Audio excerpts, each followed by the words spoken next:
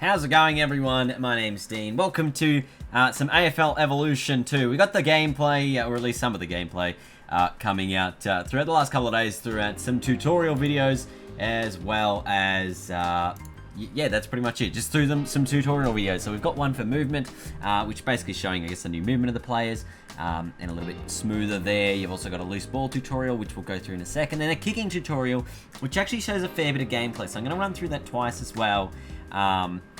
As we go through things. Now, some of the things you'll notice is that there are some new controls for AFL Evo 2, and it is a little bit important that I guess you learn these before the game comes out this Friday, because obviously it is now coming out this Friday. So we want to be able to, you know, we want to be able to tell everyone how to play the game before you get it. Which is, what is it? It's 2 days away. The game is 2 days away. I can't believe that after so long of this game being in development, it is now 2 days away. So one of the things you'll notice is that you can manually bounce the ball using clicking the left stick in. I think you could previously do it by pressing triangle or something before. I can't remember. In Evo 1, you could do it. There was a way you could do it. I just can't remember what button it was. It has to have been triangle. But that's now been relocated to a different kicking option, which we'll go through in the kicking tutorial. Another thing you'll notice is that the picking up of the loose ball, it's no longer homing in on the triangle button, which it previously was homing tackle, and you know, tracking players was using triangle, and that was to track the ball. But we've actually relocated this to the left trigger button, and I think that this is actually a really good addition to the game. There was a long meeting about all the controls and how it should be set up. So we really did put a lot of thought into this before changing these things around, and making sure they were the best things, and giving the players the best experience to be able to do what they want here. As you can see, the first look at the gameplay through some soccering of the ground. You can see the scoreboard up there, obviously the Channel 7 style logo. And now tapping the ball on the ground is you got to hold both X and square on PlayStation, or was that X and A on the Xbox One. And you can see some of the examples of me tapping the ball around here on the boundary line as I put these tutorial videos together as well. So they're obviously, the purpose of them is to utilize the specific parts of the game. Now you'll see the kicking tutorial, which really shows off a lot more gameplay, and you can see players both, you know, open and closed as sort of the players move all around the field. So that's something you'll notice in this game, is you really want to be as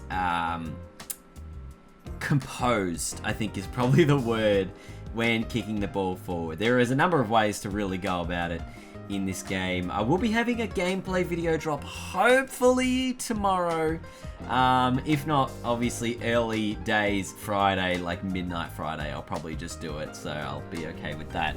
But yeah, at this stage obviously there's just this gameplay to go on, which is obviously talking about the different kick types. You've obviously got your normal kick, you've got your goal kick, you've got your dribble kick, your what's the other one? Stab kick. You've got your torp, which is now holding both triggers down, and you've got your banana kick, and you've got your clearance kick as well, which we'll talk about a little bit later on. But this is really just giving everyone a bit of a vibe of the kicks that you can do. Over like that one, stab kick, get the goals, doesn't quite get there. And you can dribble around the ground as well. You can dribble using you know, just the standard kick button by holding down L1 or left bumper, as it's got here. Or you can do it holding down the stab kick button. No, you can't, because that's a stab kick. What am I talking about here? Bloody hell, I got no idea what I'm doing. Yeah, circle's still your goal kick button. Square is still your handball button. And the final kick's this clearance kick button, which is really good for stoppages. You just press triangle, which will take a bit of getting used to it. I think at the start, for a lot of new players who are used to that being the run to ball button, is that if you just press triangle, you'll absolutely just slam that ball out of the stoppage, and you'll be cruising for a bruising. No, it's just a really good way to actually get the ball out of the clearance. It just instantly charges a kick. It'll be a super high up and under one. Sometimes it'll go a bit further than other ones. It's a very unpredictable kick, but it's definitely one of your greatest assets to have in this new game. But that's pretty much it for today's video. I just wanted to go over these sort of kicking tutorials. I don't want to go into the gameplay too much because you don't see, I guess, specific chains of things happening throughout these tutorial videos. It's just sort of very short clips. So we will go through a very full in-depth game shortly where we talk about all of the new improvements to how you can play the game. And yeah, that's pretty much it.